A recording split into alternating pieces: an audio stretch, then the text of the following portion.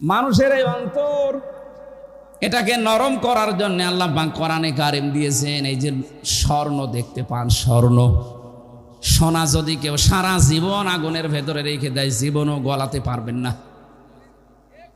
এর ভেতরে যদি সোহাগা ছিটিয়ে দেন, সঙ্গে সঙ্গে পানি হয়ে যাবে। মানুষের অন্তর আল্লাহ ওইভাবে বানিয়েছেন। আমার বাবা কি করেছে, দাদা কি করেছে, সারা জীবন ওকে যদি বোঝাতে থাকেন, জীবন ওর মন নরম হবে না। কোরআনের কোন শব্দ যদি চিন্তা ভাবনা করে ওর অন্তরে ঢুকিয়ে দিতে পারেন, দেখবেন যত কঠিন হৃদয়ের মানুষও নরম হয়ে গেছে। কারণ এই বক্তব্যটা হামজার মুখ দিয়ে বের হলেও কথাটা কার বলেন? এবার যে সিন দিয়ে 5টা অর্থ বললাম, দেখেন তো মেলে কিনা। সেন মানে সাজ্জেদুল আলামিন, আলমের বহুবচন আলামিন। শুধুমাত্র এই বাংলাদেশ না, এইরকম দেশ পৃথিবীতে আছে 257টা। শুধু জাতিসংঘের আন্ডার আছে 95টা, বাকিগুলো অন্যান্য। আপনি চিন্তা করেন, এই 257টার ভেতরে বাংলাদেশ সবচাইতে বড় দেশ। হ্যাঁ, ছোট মানে এই বাংলাদেশের চাইতে, আমি কয়েকদিন আগে মালয়েশিয়া ঘুরতে গিয়েছিলাম, ওইটা এদেশের চাইতে 8 ডবল বড়। সৌদি আরবে গিয়ে দেখলাম এই দেশের চাইতে 14 ডবল বড়। ভারতে যত প্রদেশে ঘুরেছি, বাংলাদেশের চাইতে 29 ডবল বড় এই ভারত। বাংলাদেশ 59টা জোড়া দিলে যত বড় হবে এক আমেরিকা একাই অত বড়। তাহলে ওই সমস্ত দেশের তুলনায় আমাদের এই বাংলাদেশ একটা পাড়া। এতটুকু একটা জায়গা, এর ভেতরে 64টা জেলা, 630টা থানা, এর ভেতরে নন্দীগ্রাম একটা। এখানে কতগুলো গ্রাম আছে, তার ভেতরে এই দোলা সিংড়া একটা। এখানে কত বিঘা জমি আছে দেখেন, হাজার হাজার বিঘা জমি এই থানায়। এর ভেতরে এই জায়গাটা একটা মাত্র জায়গা। এখানে কত মানুষ আমরা আছি, এর ভেতরে আপনি একজন। বলেন তো, শুধু পৃথিবীর তুলনায় আপনি কি? এরকম বিশাল পৃথিবী, এই যে তারকা দেখতে পান মিটি মিটি করে জ্বলে, বিজ্ঞান বলছে এইরকম পৃথিবী 27টা জোড়া দিলে যত বড় হবে এক তারকা তার চাইতে বড়। এত বড় বড় বিশাল তারকা যখন ব্ল্যাক হোলের পাশ দিয়ে যায়, ব্ল্যাক হোল তখন চকলেটের মতো চুষে খেয়ে ফেলে। মিল্কি ওয়ে বানিয়েছে আল্লাহ, ছায়াপথ বানিয়েছে, নিহারিকা বানিয়েছে। এই যে সূর্যটা 13 লক্ষ গুণ বড় এই পৃথিবীর চাইতে, 13 লক্ষ গুণ। আপনার মাথা এমনি আউলিয়ে যাবে।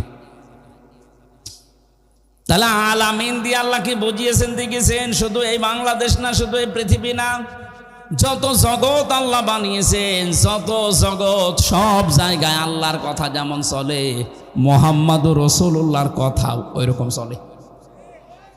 এর ব্যাখ্যা পাবেন সূরা আলাম নাসরা 4 নম্বর আয়াতে, ওয়ারাফা'না লাকা যিকরাক। হে নবী, আপনার মর্যাদা, আপনার নাম আমি কি উপরে তুলে দেইনি? কত উপরে তুলেছি জানেন? এ তামাম দুনিয়ায় একটা সেকেন্ডও বাদ যায় না যেখানে আল্লাহর নাম উচ্চারণ হয় না। শুধুমাত্র এই বাংলাদেশেই 13 মিনিট একাধারে আল্লাহর নাম উচ্চারণ হয়। আপনি টেকনাফ থেকে শুরু করেন আজান দেওয়া, পঞ্চগড়ের তেতুলিয়ার বাংলা বান্দা পর্যন্ত যান, এই 1100 কিলোমিটারের ভেতরে 13 মিনিট একাধারে আজান হয়। কথা বুঝতেছেন না? বোঝেননি?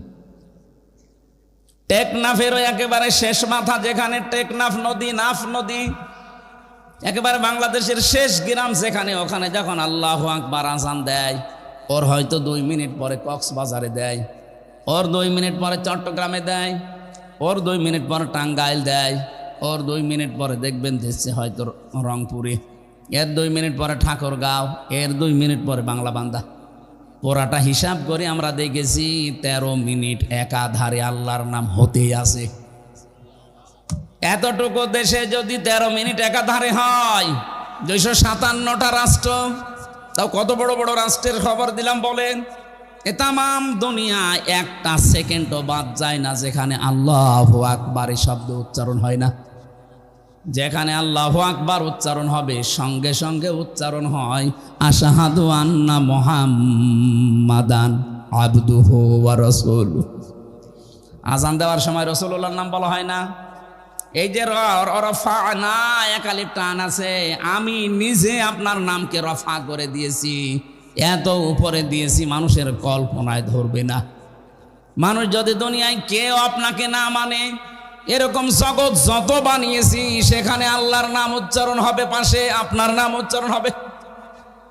এমনকি যদি 257টা রাষ্ট্রের কোনো জায়গায় না হয়, যত সৃষ্টি আল্লাহ বানিয়েছেন কোন জগতে যদি আল্লাহর নাম রাসূলের নাম উচ্চারণ না হয়, জান্নাতের ভেতরে লেখা আছে লা ইলাহা ইল্লাল্লাহু মুহাম্মাদুর রাসূলুল্লাহ। লক্ষ কোটি কোটি ফেরেশতারা এই শব্দটা জপতেছে, হে নবী আপনার নাম আমি এমন জায়গায় দিয়েছি কিয়ামত পর্যন্ত মানুষ কোল কিনারা পাবে না যে কত দূর। এই জন্য শুধু বাংলাদেশে না, আপনি যদি বলেন আমি মঙ্গল গ্রহে বাস করি, ওই জগৎকার বলেন বলেন। কেউ যদি বলে আমি চাঁদের দেশে বাস করি, ওইটা কার? যেখানেই বাস করবেন ওখানেই মুহাম্মদুর রাসূলুল্লাহকে নেতা মানা লাগবে। যার নেতা, যার আদর্শ বিশ্ব নবী বাদ দিয়ে অন্য কেউ অমরণের পরে বিনা হিসাবে বিনা বিচারে জাহান্নাম। এত শক্ত কথা বলার পরেও দেখবেন অনেকের মন না নরম হচ্ছে না। এ চাই তার কি বলা যায় বলেন তো?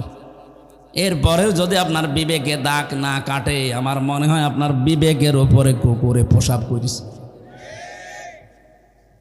কথা বুঝতেছেন? এই যে হাঁ করে আছেন কোন কারণে? হ্যাঁ,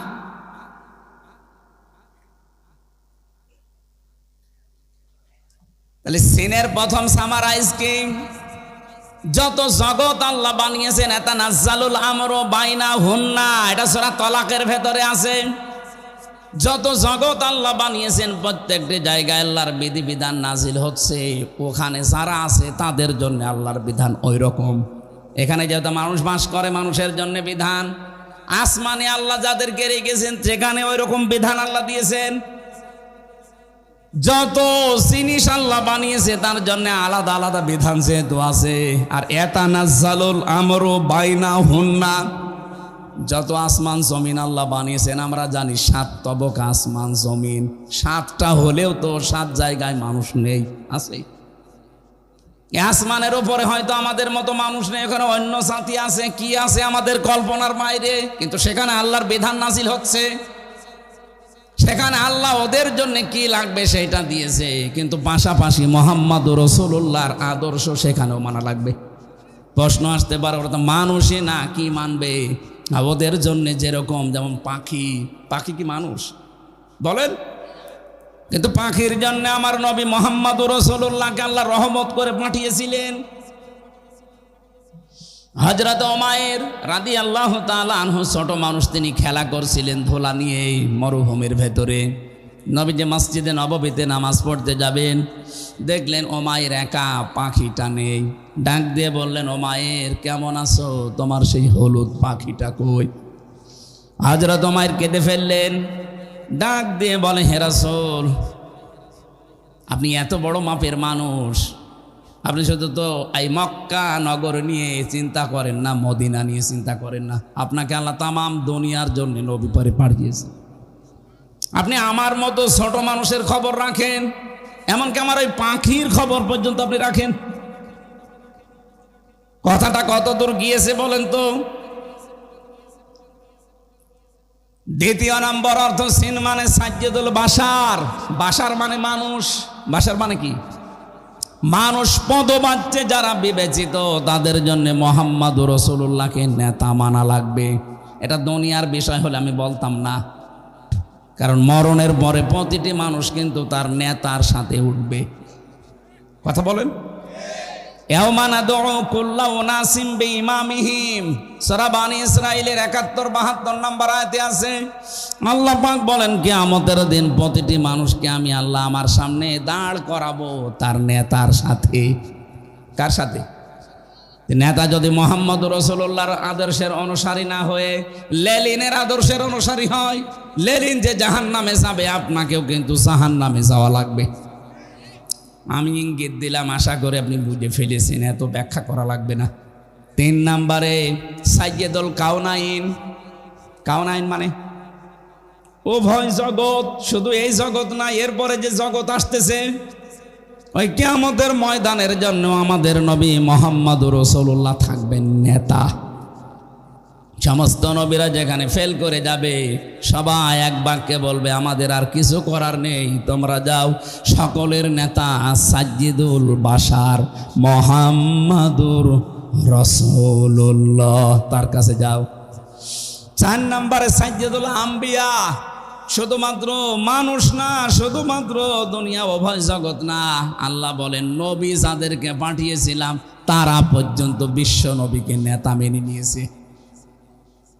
এই দলিলটা আছে সূরা আলে ইমরান 3 নম্বর পারা 19 নম্বর পৃষ্ঠা 12 নম্বর লাইনের, এটা 81 নম্বর আয়াতে আছে। রব্বুল আলামিন বলেন অমিনান নাসি অমিনান নাবি ওয়াইদে আখাযাল্লাহু মিসাকান নাবিয়িনা লামা আতাইতুকুম মিন কিতাবি ওয়া হিকমা। এটা আমার উদ্দেশ্য না, শুধু আয়াতটা পড়লাম। 5 নম্বরে সাইয়্যিদুল মুরসালিন, শুধু নবী না, যারা রাসূল হয়ে এসেছিলেন দুনিয়ায়। এই পৃথিবীতে আল্লাহ রাসূল পাঠিয়েছেন কয়জন বলেন তো? 511 জন, আর বাকিগুলো সব ছিল নবী। মুসলিম শরীফের ভেতরে আছে 511 জনকে আল্লাহ রাসূল বানিয়েছিলেন, আর বাকি 1,24,000 নাম শোনা যায় সবাই ছিলেন নবী। নবী আর রাসূলের ভেতরে আবার পার্থক্য আছে, এটা তার ক্লাস চলছে না, যেভাবে ভেঙে বোঝানো লাগবে। এক কথায় নবী ছিলেন বাকি সবগুলো, রাসূল ছিলেন 511 জন। এই 511 জনের কাছেও আমাদের নেতা। এবার আপনার মাথার ভেতরে মগজ আছে, বুদ্ধি আছে, একটু খাটান। নবীদের রাসূলদের উভয় জগতে মানুষ হিসাবে তামাম পৃথিবী এবং যত জগৎ সবাই যদি রাসূলুল্লাহকে আদর্শ মানতে পারে, বাংলাদেশের 18 কোটি মানুষের কি হয়েছে? এরা কেন তার বাবাকে মানবে? কথা বলছে না কেন? এরা কেন তার স্বামীকে মানতে যাবে? এদের তো একমাত্র কেবলমাত্র শুধুমাত্র আদর্শ হওয়া লাগবে, নেতা হওয়া লাগবে মুহাম্মদুর রাসূলুল্লাহ। এবার আপনি যান, ইয়াসিন পড়বেন না তোহা পড়বেন, পড়েন। 29টা হরফের ভেতরে নবীজির গুণগান আর নামের মর্যাদাগুলো আল্লাহ এমন ভাবে সাজিয়েছিলেন। আজকের তেলাওয়াতকৃত আয়াত সূরা বাকারা, মাত্র একটা আয়াত পড়েছি, এর মনে হয় 3 ভাগের 1 ভাগের কথা আজকে শেষ হবে। আমাদের আজকের আলোচনার বিষয় আমি সাজিয়ে নিয়েছি। আলোচনার বিষয় হচ্ছে ঢোকো বা প্রবেশ করো। কি বললাম? প্রবেশ করা লাগবে। কোথায় প্রবেশ করবেন এই কথাটা আল্লাহ কোরআন দিয়ে আমাদেরকে জানিয়ে দিয়েছেন। 2টা শব্দের ব্যাখ্যা খুব গুরুত্বপূর্ণ, সালমন আর সিলমন। আমি আলেম যদি এখানে থাকেন তাদেরকে একটু চিন্তা করার জন্য বলবো। আল্লাহ পাক ঘোষণা দিচ্ছেন ইয়া আইয়ুহাল্লাযীনা আমানু। এই ভালো করে শুনবেন, আল্লাহ ডাক দিয়েছেন কোনো বেঈমানকে না। ওহে যারা বেঈমান না, ওহে যারা ঈমানের দাবি করো তাদেরকে বলছি। এখন আমার প্রশ্ন, আমরা কি ঈমানদার না বেঈমান? আপনার ঈমান আছে কিনা আপনি জোর করে বললে হবে। নবীজির কাছে সাহাবী প্রশ্ন করলেন, হে নবী, আমার যে ঈমান আছে আমি কি করে টের পাবো?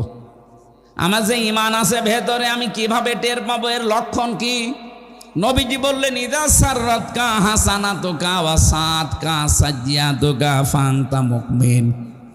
যখন তোমার ভালো কাজগুলো তোমাকে আনন্দ দেবে আর অন্যায় কাজ দেখলেই ভেতর থেকে একটা বাধা আসবে, তখন বুঝবে তোমার ঈমান আছে। বলেন তো 15.5 বছরে অন্যায় কাজ দেখলেই বাধা এসেছে না? অনেকের আরো আনন্দ লাগতো, অথচ লোকটা হাজী সাহেব কথা বলেন না কেন? প্রকাশ্য মানবতা বিরোধী কাজ চলছে, আল্লাহ রাসূল বিরোধী কাজ চলছে, ইসলাম বিরোধী। ভেতর থেকে একটা বাধা আসা, ধাক্কা আসা দূরের কথা, না আরো আনন্দ পেত আরো। যারা কনসার্ট দিতেন, উলঙ্গ অর্ধ উলঙ্গ নাচের ব্যবস্থা করতেন, এইটার দ্বারা যুব সমাজ ধ্বংস হইতো। কথা বলেন না কেন? কিছু না হোক ওখানে নারী পুরুষের অ্যাক্সিডেন্ট হইতো। অ্যাক্সিডেন্ট বোঝেন, অন্তত ধাক্কা তো লাগতো। এই সমস্ত জায়গা যারা 1 মাস 1.5 মাস 3 মাস ব্যাপী অনুষ্ঠান করতেন, এদেশের হাজারো মানুষ ওটা তো নিষেধ করা, রাগ করা দূরের কথা, আরো মনে মনে সাপোর্ট করতো। মানুষ একটু কি আনন্দ করবে না? আরে ভাই, আনন্দ করতে যে ওর আসল জিনিস হারিয়ে যাচ্ছে। হযরত আদম নবীকে আল্লাহ যেই দিন বিবাহ দিয়ে দেন হাওয়া আলাইহিস সালামের সাথে জান্নাতের ভেতরে, আমি আলেমদের বলছি, ওই সময় কিন্তু হাওয়া হযরত আদমকে আল্লাহ ডাক দিয়ে বলেছিলেন, ওয়াকুলনা ইয়া আদম উসকুন আনতা ওয়া যাওজুকাল জান্নাতা ওয়া কুলা মিনহা রাগাদান হাইসু শি'তুমা। এই আয়াতের ভেতরে প্রায় 5টা তথ্য আছে। আমরা সাথে আন্দাজে সাওয়াবের নিয়তে পড়ি যাই, এখান থেকে আল্লাহ যেগুলো নিতে বলে একটাও আমাদের ক্ষমতায় নেই। হযরত আদমকে আল্লাহ যখন বিয়ে দিলেন জান্নাতে, ডাক দিয়ে বললেন স্ত্রীকে নিয়ে চলে যাও। কোথায় যাবা? বাড়ি যাও। জান্নাত আমাদের আদমের বাড়ি আর আমাদের বাবার বাড়ি। কথা শুনতেছেন? জান্নাত আদমের বাড়ি, আদম যেহেতু আমাদের আদি পিতা, এই জন্য আমাদের বাবার বাড়ি কোথায়?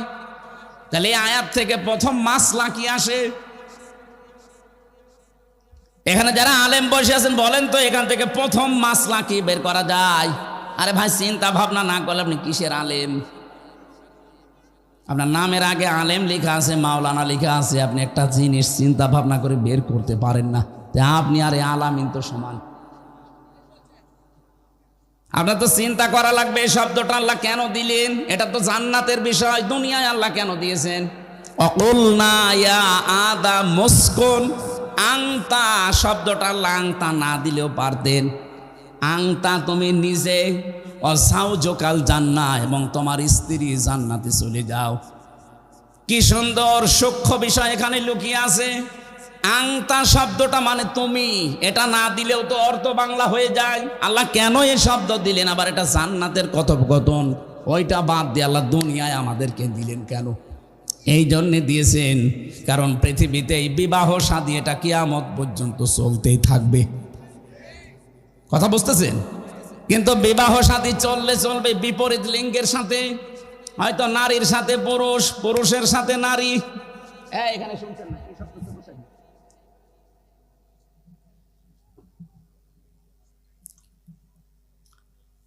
খেয়াল করেন তো, নারীর সাথে পুরুষ, পুরুষের সাথে নারী, এই যে বিপরীত লিঙ্গের সাথে যে বিবাহের সিস্টেম, এটা আমি বানিয়েছি। বলেন না কেন? ওই যে প্রথম জান্নাতের ভেতরে আল্লাহ যে বানালেন হাওয়াকে, আল্লাহ কি ওই সময় হাওয়া আলাইহিস সালামকে না বানিয়ে, মহিলা না বানিয়ে একটা পুরুষ বানাতে পারতেন না?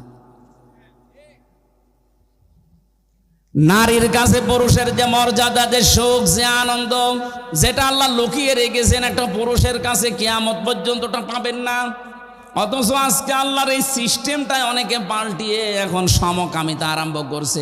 গত পরশু দিনও কুষ্টিয়ায় 2 মহিলা বলছে আমরা বিয়ে করব। যদি আমাদের মেয়েতে বিয়ে না দেন আমরা 2 জনেই আত্মহত্যা করব। কোথায় পৌঁছিয়েছে তারা বলেন? আল্লাহর পুরা সিস্টেম তারা পাল্টিয়ে ফেলেছে। আল্লাহ পাক আদম নবীকে হাওয়া আলাইহিস সালামের সাথে বিয়ে দিয়ে বলেছিলেন, যাও বউ নিয়ে তুমি নিজে জান্নাতে যাও। এই জন্য আল্লাহ আংতা দিয়েছেন। এখানে শব্দটার ব্যাখ্যা হচ্ছে বিয়ে করার পরে বউ নিয়ে যাওয়া লাগবে আপনার বাড়িতে, তার মানে আপনার বাবার বাড়িতে। কিন্তু কত মানুষ দেখা যায় বিয়ে করে আরও নিজে ঘর জামাই থাকে। আপনার লজ্জা নেই? ঘর জামাই আছেন এখানে কারা? হাত তোলেন তো। একজন না, আর এটা বলছি না। ঠিক আছে, থাকেন আপনি। দ্বিতীয় শিক্ষাটা কি? আজ যে বাংলাদেশে 13টা সংগঠন কাজ করছে নারীদের পক্ষে, নারী পক্ষ, নারী স্বাধীনতা আন্দোলন, নারী বিপ্লব পরিষদ, নারী মুক্তি পরিষদ, নারী ঐক্য পরিষদ, এরকম 13টা। এদের প্রত্যেকের স্লোগান মেয়েদের অধিকার সমান দেওয়া লাগবে। পুরুষরা যেভাবে কাজ করছে মহিলারা ওইভাবে কাঁধে কাঁধ মিলিয়ে কাজ করবে। আরে ভাই, এই গঠনই তো আল্লাহ পুরুষকে আর মহিলাকে আলাদা দিয়েছেন। কথা বলে না কেন? আমার এখন 33 বছর বয়স। আমার ম্যাডামের বয়স এখন 26 বছর। ওর যে বয়স আমার যে বয়স, এই বয়সে একজন পুরুষ আর একজন মহিলা দুইজনের শারীরিক গঠন কি এক? অথচ এক খাবার আমরা দুইজন খাচ্ছি, দুইজনে একই খাবার খাওয়ার পরে একই হাঁড়িতে রান্না বাড়া, একই বাড়িতে থাকা, কিন্তু শারীরিক গঠন অটোমেটিক আল্লাহ ওরটা আমারটা পাল্টিয়ে দিয়েছে। কাজ